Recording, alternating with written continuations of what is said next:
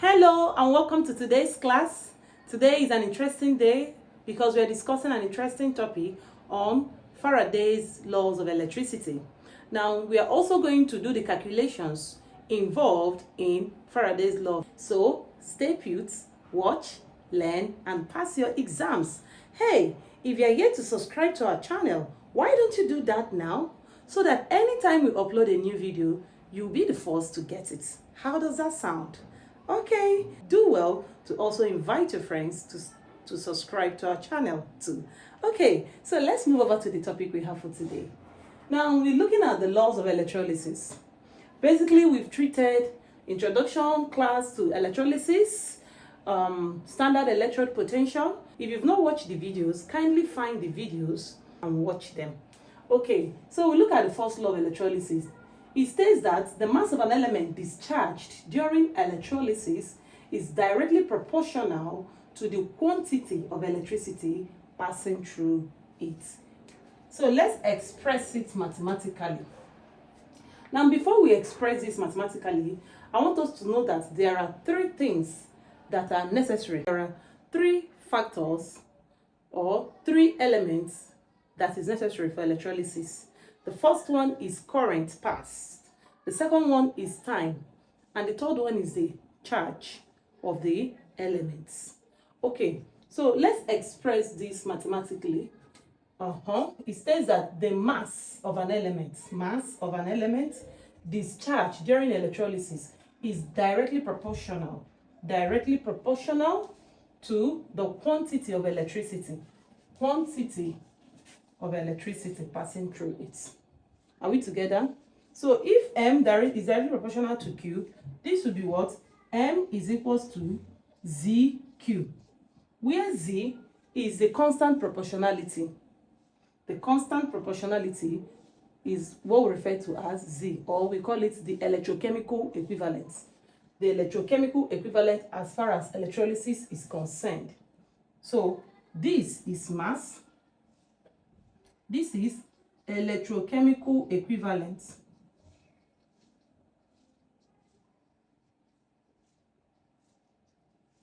And this is quantity of electricity. Are we together? Okay. So, but there is something I want you to note. Q, this Q, quantity of electricity, is equals to IT. So, in a case where they didn't give you Q, but they gave you current. Now, I is current. Put it down. I is current and T is time. Q is quantity of electricity. I is current. Current is measured in ampere. Ampere, which is denoted with the letter, capital letter A. And time is measured in seconds, which is denoted with small letter S. Sometimes they may give it to you in hours. Whether they give it to you in hours or in seconds or in minutes, you must convert it to seconds. You must ensure it must be in seconds by converting it. So Q is equals to IT. And the unit of Q is coulombs, which is denoted with the letter C. So the unit of quantity of electricity is coulombs, which is denoted with the letter C. So if Q is equals to IT, that means that M is equals to what? ZIT. Substituting Q for IT in this equation. Are we together? Okay, let's look at the second law of electrolysis. It states that when the same quantity of electricity is passed through different electrodes, the relative number of moles of the element discharged are inversely proportional to the charges on the ions of the elements. What does that simply mean? It simply means that when you pass the same quantity of electricity through different electrodes, the relative number of moles of the elements discharged, the number of moles of the elements discharged are inversely proportional to the charge. So the number of moles discharged is inversely proportional to what? To the charge. So this is what N is equals to K over C. Are we together? Are we together? So this is what second law of electrolysis is simply stating. So this is charge and this is number of moles.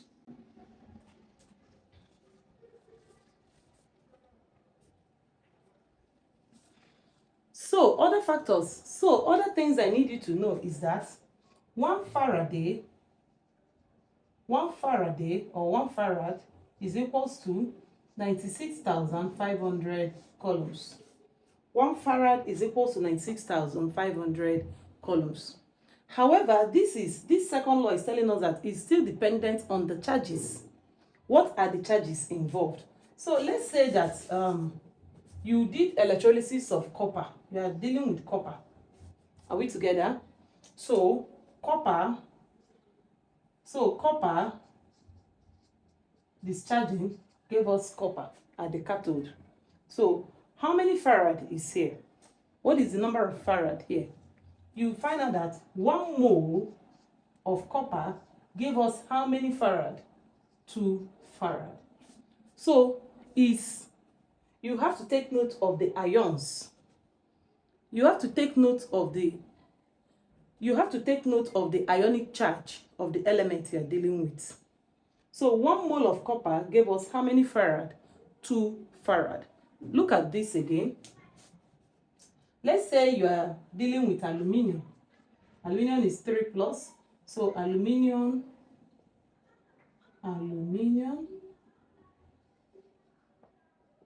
and this is aluminium. This is supposed to 2 plus. So aluminium giving us this. Are we together? So aluminium giving us this. What will it be? You find out that so aluminium giving us this, and you're asked to find the number of farad. What will be the number of farad? It will simply be what? 1 mole of aluminium is equals to what? 3 farad. And this farad, if you were asked to, maybe the question says, calculate the quantity of electricity. What will it be? This farad is what? 96,500. So you multiply 3 by 96,500. So let's quickly move over to the calculations. Okay, so let's look at this question. Now, the question says, what quantity of electricity is consumed when 10 ampere was consumed in 1 hour during electrolysis? By now, you should know that whatever you want to solve in chemistry, the first thing to do is to write out your parameters. So let's write out our parameters. And what would that be? Quantity of electricity is consumed when 10 ampere. Ampere talks about current. Current measured in ampere, 10. In 1 hour, 1 hour talks about what? Time. During electrolysis. Now, I told us that in solving questions that has to do with electrolysis, your time must be measured in seconds. So whatever you were given, you must convert it to seconds. So let's convert 1 hour to seconds. It will be what? 1 hour to seconds will be what? 1 times 60. This is converting to minutes. Then we're converting to hour times what? Again, 60. And this will give us 3,600 seconds. Are we together? Then the next thing is, okay, that's all the parameters given to us. So the question said, what quantity of electricity? So quantity of electricity is Q. We are looking for Q. So what is Q? Q is equals to IT. Are we together? So Q is equals to IT. So what is I? I is 10 and T is 3,600. So that will give us what? 336,000 coulombs. So from the options we were given, what will be the answer? This is 36,000 coulombs. This is 3,600 coulombs. No, this is wrong. These ones are wrong. So this is where our answers are. This is wrong. So kilocoulombs. Kilo means 1,000. So if you look at this, this is what? 36,000. So this is 36,000 coulombs. So this is the answer to that question. Let's look at another question. Okay, So these are the formulas you need to know on electrolysis. In fact, most of your questions for JAMB Chemistry usually end in this formula. Are we there? However, these are not the only formula. There are some of them that you may not need to apply this formula. You have to solve it according to the reaction that was given. Are we together? Okay, now let's look at it. This Q means quantity of electricity, which is measured in coulombs. Is measured in coulombs. This is current. Current is measured in ampere. Time is measured in seconds. If you were giving it in hour or minutes, you must convert to seconds. This is mass in gram. Is given in gram. And this is molar mass. Is given in gram per mole. Are we there? And this is what? Current measured in ampere. Time measured in seconds. Then this is charge. Charge is the charge of that element. For example, when I taught us on the first video on electrolysis, please, you go back and watch it if you have forgotten. When I taught us on the first video on electrolysis, the preferential discharge of ions, I gave us something like this: potassium, sodium, magnesium, aluminium. So I gave us the charges. So if you are solving for magnesium, the charge here will be what? 2. If you are solving for aluminium, the charge here will be 3. If you are solving for sodium, the charge here will be 1. Are we together? So, and then the farad here will be what? 96,500 coulombs. 1 farad is what? 96,500 coulombs. That's the value. Coulombs. Are we together? So please memorize this formula. It will help you. So let's look at this question and solve it. How many grams of copper will be deposited from a solution of copper 2 tetrazosulfates using a current of, let's write out the parameters, current of 0.5 ampere for 2 hours. Time is what? 2 hours. So what are we looking for? How many grams? So grams is talking about what? Mass. Mass in gram. That's what we are looking for. How many grams of copper? So which of the formula are we going to use? The second formula. So using the formula, mass over molar mass is equal to IT over CF. What will it be? Mass over molar mass equal to IT over CF. What would that be? It will be what? Mass, this is what we are looking for, over molar mass. The molar mass of copper as given here is what? 63.5. Is equals to current. Current is what? 0.5 times time. Time is what? 2 hours. But hey, any question you're solving under electrolysis, the time must be measured in seconds. So we are going to convert these 2 hours to seconds.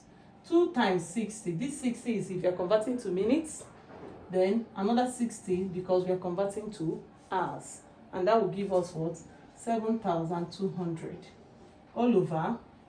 What's the charge of copper? Copper, the charge of copper is 2. You must note them. Remember what I told you. Go back to that video, the first video on electrolysis, and memorize the electrochemical series with their valences, their charges, with their charges attached to them. So copper is what? 2. Then farad. The value of farad is what? 96,500. You are even given that in your equation. So with this, our question has been solved, isn't it? Okay. So what would that be? Cross multiply. This would be what? 63.5 times 0.5 times 7,200 is equals to 2 times 96,500 times m. Are we together? So we're going to divide both sides by what? 2 times 96,500. 2 times 96,500. Please, I want you to note this very important thing. A lot of students make a mistake on calculation of this topic. Not because they are not smart enough. they arrive at the wrong answer simply because they press the calculator wrongly. Now, when you have large figures like this, I always advise students, avoid pressing everything. You just press 63.5 times 0.5 times 7,200 divided by 2 times 96,500. You may end up with a wrong answer. So the best thing to do is press the one on top, keep your answer.